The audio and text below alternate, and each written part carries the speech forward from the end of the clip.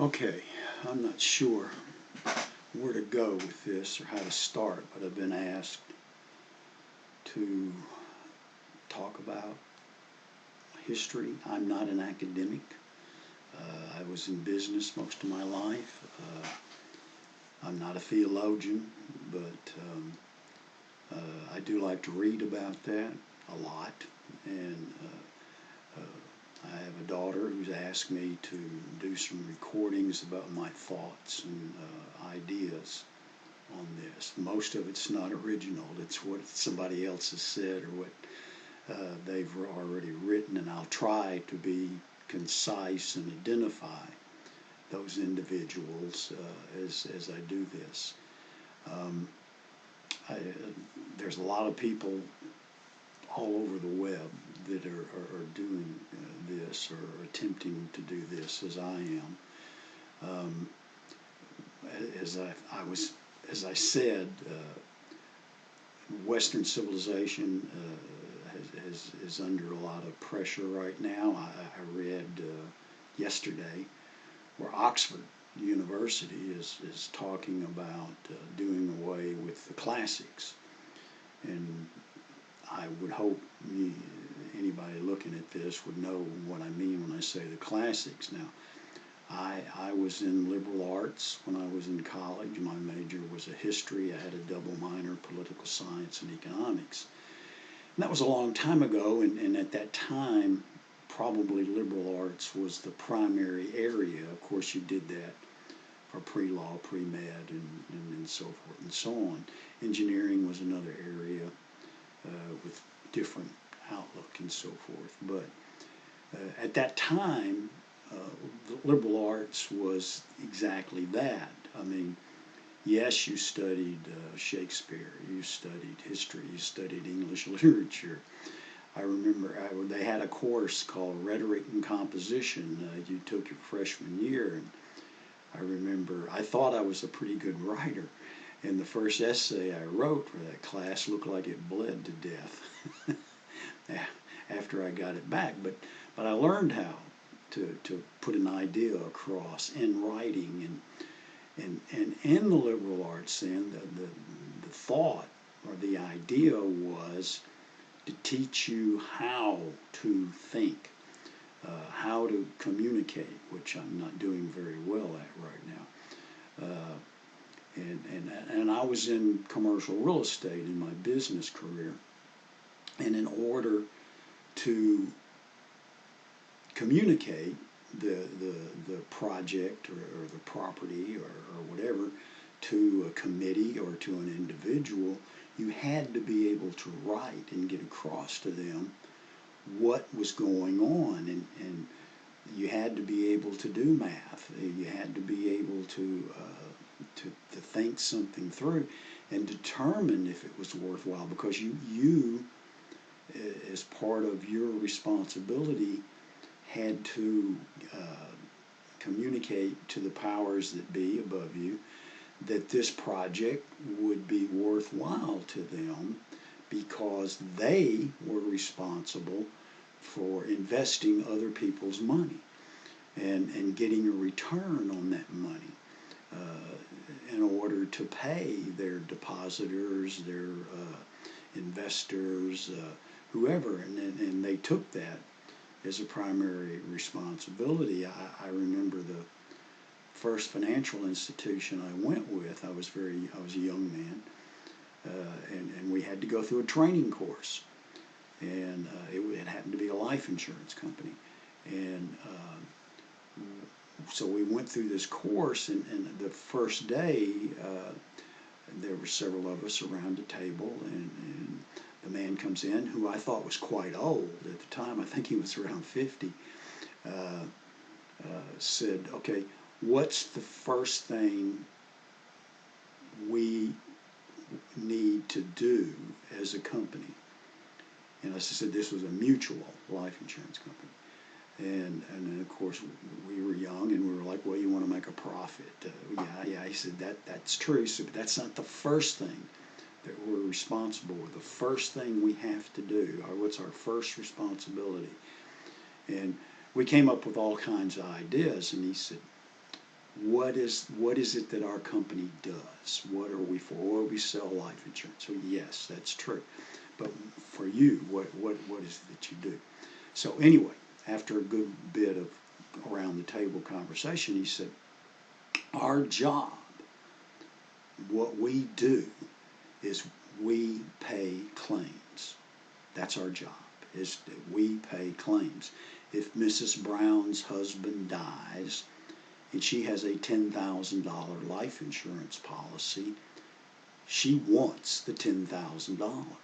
And your job, and that's the stock and bond people as well as real estate people, is to make sure that money is there. That's our job, is because the premiums paid are not going to be enough to pay the claim. We have to invest that money, and we have to do that in a responsible way. And to do that, the real estate people have to go out and find properties. The stock and bond people have to find stocks and bonds and so forth and so on. And having said that, you learned how to focus and to think logically and with reason going through that liberal arts education. Now, yes, there's a business school, and some people go on and get MBAs, and some people get a BBA. But they still, in their first 2 years, would go through the history and the language and so forth and so on. So these are things that have to be done, and not only have to, need to be done.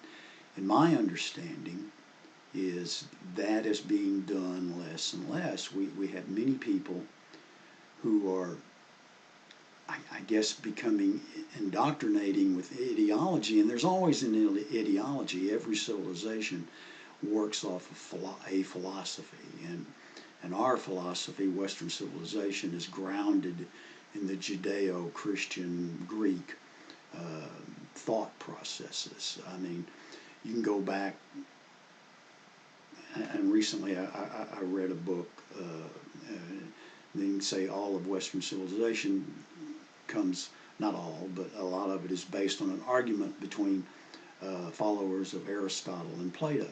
And basically, if you look at it, that's true. And behind all that is the Judeo-Christian thought processes that built a reasonable foundation, not without struggle. And in my lifetime, I was talking about this to my son just the other day, and I'm in my 70s. The world has changed dramatically, and in the lifetime when I was young, the world had changed dramatically, but I could still understand, like my grandparents, who were born in the 19th century. I could see and understand their viewpoints and their ideas. And my dad came off of a farm and went into the military and so forth. And I was born in the 1940s, so that time frame has changed so dramatically. And this is part of what I want to talk about, is that. And as I go on and do these, I have a tendency to talk too much. But I want to examine a lot of the classes and things and courses and ideas and thoughts that we seem not to be doing. Now, I understand that's not always the case, and I'll probably have a viewing audience of maybe 12, and that'll be fine, because my daughter, or one of my daughters, who's encouraging me and wanting me to do this, thinks that it's something that I have to say. So I'm going to end this talk for right now and pass that on and see what she thinks. But the idea is a classical education can help you understand the world, build the world. And the world we're in now is a result of that classical education. And I think we're in a real danger of ending it. And let me just digress again for one moment. There was a time, and we call it the Dark Ages now, after the fall of the Roman Empire in Western Europe and so forth. It went through a very bad time, and we lost all of that.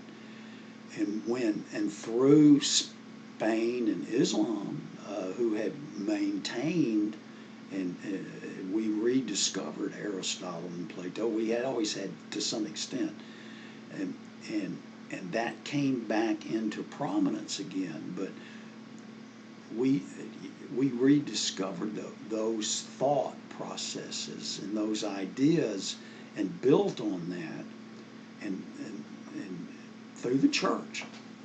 And all the great universities of Western Europe were founded by the church. And right here in the United States, the what we call the Ivy League were all founded by Christian denominations, except the University of Pennsylvania, which was founded by Benjamin Franklin. And all through this country, you have, so let's do away with the idea that the churches were against learning. They never were. There were some people within churches who were. But the idea is, we do not want to lose that again, and I see people pushing the idea of doing away with that because of a skin tone or whatever, and that would be a gross mistake. I think all that's silly.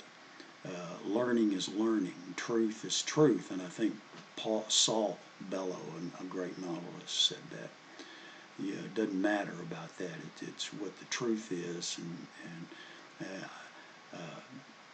and great writers have the capacity to reach across cultures and that whole thing, because human beings are human beings. And I think that's why great writers, and you'll find that as we go along. But anyway, this will be a survey of ideas and thoughts and so forth, and I tend to bounce around, and I was going to end this a couple of minutes ago.